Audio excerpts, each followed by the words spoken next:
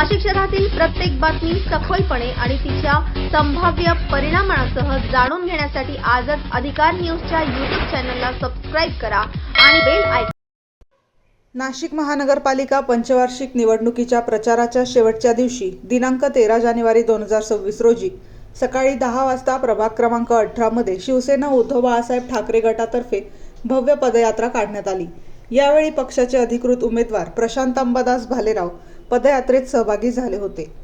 सदरची पदयात्रा प्रभागातील मोरेमाळा येथून सुरू झाली। त्यानंतर राजराजेश्वरी चौक, सैलानी बाबा चौक, स्वामी समर्थ केंद्र रोड, पंचक, सायट्रिक आदींसह विविध छोट्या मोठ्या नगरांमधून सदर पदयात्रा काढण्यात आली।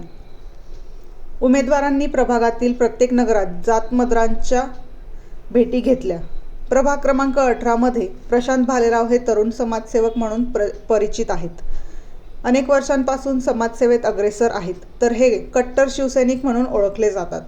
त्यामुळे शिवसेनेच्या अधिकृत उमेदवारांच्या मशाल चिन्हासमोरचे बटन दाबून निवडून द्यायचे असा निर्धार नागरिकांनी घेतला आहे।